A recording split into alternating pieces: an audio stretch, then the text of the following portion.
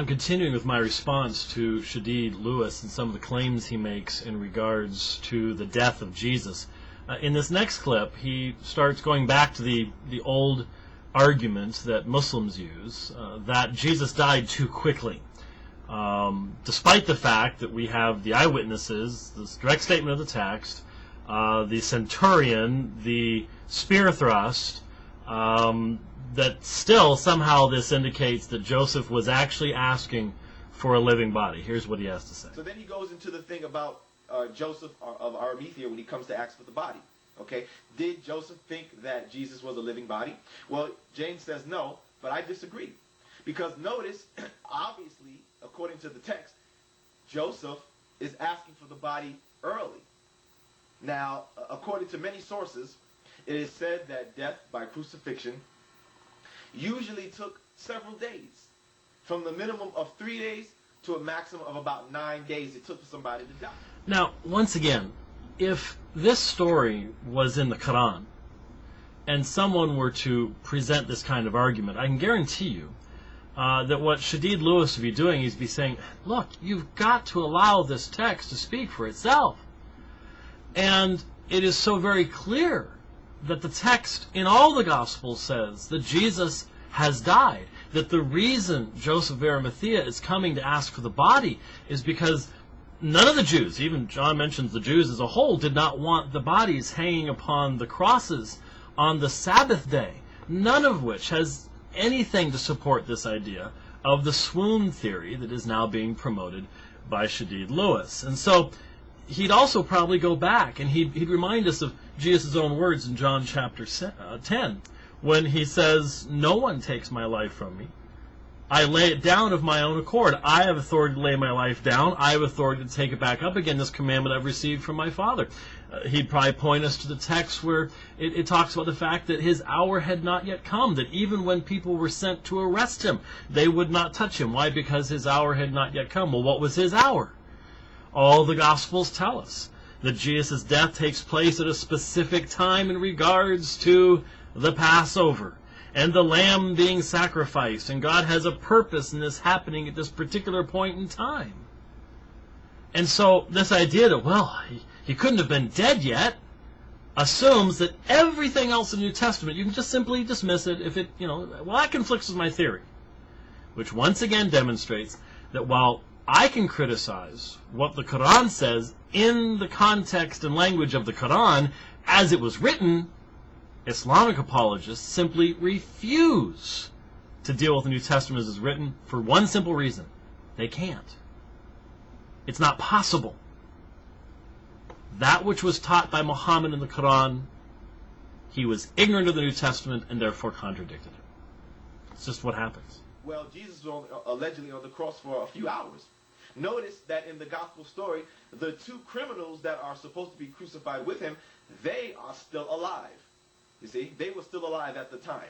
And the Roman soldier comes, he breaks the other two's legs because they're still alive, and when he gets to Jesus, he looks and he assumes that Jesus is already dead, so he doesn't break his legs. And I said in the debate, how convenient is that? The other two get their legs broken, he assumes Jesus is already dead, and he leaves Jesus alone. Perfect, right? So, you see that Joseph comes to ask for the body, and Pilate it says he marveled or he wondered that Jesus was dead so soon. Why? Because it was too early. It usually took a long time for somebody to die by crucifixion. So it is clear that Joseph is coming to ask for the body of Jesus too early. So yes, it is quite possible that he believed that Jesus was still alive and wanted to get him down as soon as possible. Yeah, that's exactly what the text says, is that it is so hard to take this seriously. It truly is.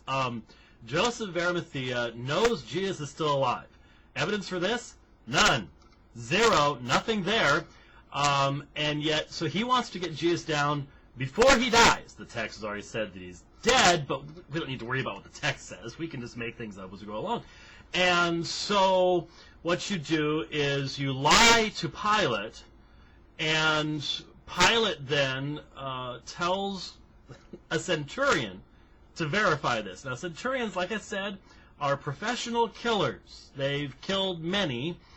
And the centurion, notice what he just said there. He sort of forgot the spear thrust. He mentions the breaking of the legs of the other two, but there's a spear thrust thing, which I guess he just survived that too. And so the centurion gets fooled too, and comes back and tells Pilate, and so he tells Joseph everything. And remember, you can't be driving cars around here. You've got to be running through streets, so there's a lot of time going on here. And so Joseph hurries to the cross. There's still Roman soldiers around. I guess we have to theorize they went someplace else. And somehow, without any modern medical intervention, you somehow manage to get the body off of the cross, which would be not only excruciating, but would cause even more damage. You manage to get the body off the cross, and you revive the body by wrapping it in cloths and sticking it in a tomb, which is the burial, the text says it's the burial tradition of the Jews, sticking it in a tomb in the dark without water and air. There you go. That's... I'm sorry, but how does anyone come up with this stuff? This is what happens when you have a text written 600 years later by someone who didn't know what they were talking about. They had no contact with the New Testament. And they write one verse that says Jesus didn't die on the cross.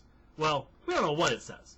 Shadid Lewis doesn't know what it says. He has one tradition, but the fact of the matter is, it isn't clear. We don't even know what it's talking about. But that one verse, you take that and now you go back and you make mincemeat out of the New Testament text in your effort to try to substantiate this. It is amazing the lengths that people will go to. It truly is. And so Pilate wonders. Pilate is wondering that he was dead so soon. That lets you know something's not right there. Right there, Pilate is like, he's dead already? It's too soon. You see? Now, he calls in the Roman soldier and asks the Roman soldier or the centurion, is Jesus dead? The Roman soldier says yes, based on what he thought he saw. Remember what Allah said in the Qur'an, that it was made to appear that Jesus was such. So then it is quite clear that, or quite possible. Really? Is it quite clear, or is it quite possible? I mean, look at the citation. Surah 4:157. It was made to appear to them. Who's the them, Shadid? I don't think you read Arabic, but look at the wording. Find someone who does and ask them, tell me who is them? Who is the only antecedent for this pronoun in the Arabic language? And it's not a Roman centurion. It's the Jews. They're the only them you can find. It was made to appear to them. Now, if you want to extend that out to say, well, it was made to appear to everybody. It was made to appear to the Romans and the Roman soldiers and everything else. If you want to say that, fine. But you don't really have any support for that from the text. You're just reading that into it to try to make this work. Roman centurions knew when people were dead. You skipped over the spear thrust. And you know why. Because the text said he was dead. There is absolutely no reason for the first half millennium after the time of the writing of the gospel text for anyone to think that Joseph was asking for a living body.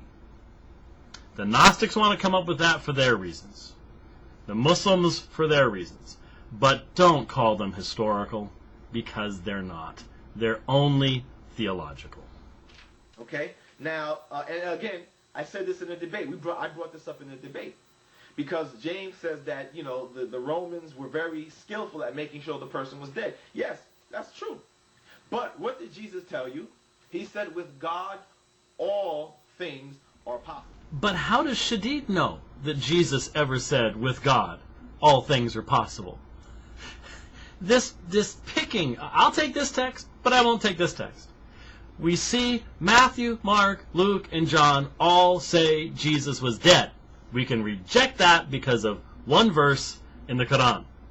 But we can go over here and take from the same authors, the same manuscripts. We don't have to show you any manuscripts that support our doing this, but we can pick this out here and say, with God all things are possible. Well, you could use that to explain space aliens or the Arizona Cardinals winning the Super Bowl.